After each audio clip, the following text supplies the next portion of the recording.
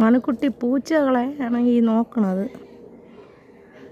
എവിടെയെങ്കിലും പൂച്ചകളുണ്ടോ എന്ന്.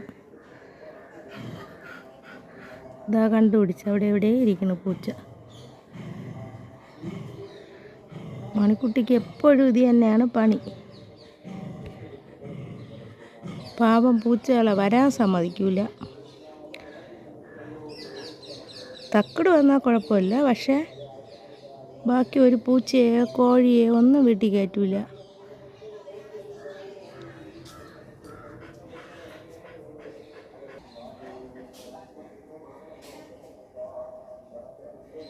ഇതെല്ലാം അവളെ സ്വന്തം എന്നാണ് വിചാരം.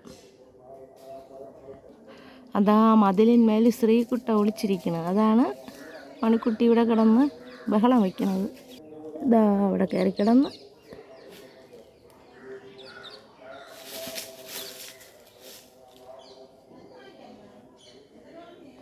മണിക്കുട്ടി കണ്ടുപിടിച്ച്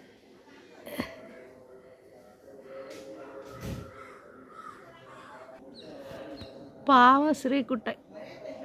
മണിക്കുട്ടിക്ക് ഒരു സമാധാനവും ഇല്ല. ഇതാണ്ട ശ്രീകുട്ടനെ തന്നെ നോക്കി നിൽക്കുന്നു. കിട്ടിയാൽ കടിക്കും.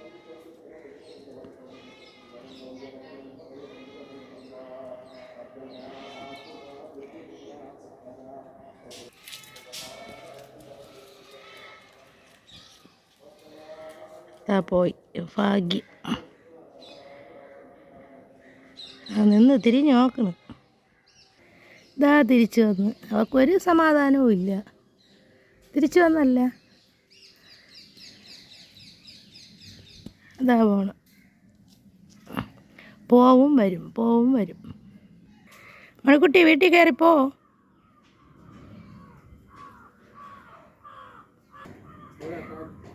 ഇവള് പൂച്ചയെ പിടിക്കാൻ നടക്കുന്നത്. പോയി.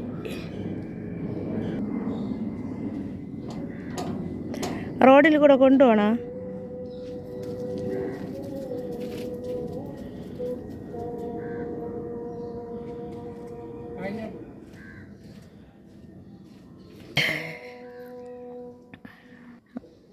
പോയി. ആ വീട്ടിൽ പൂച്ചയുണ്ട്, അതിനെയും നോക്കി പോണത്.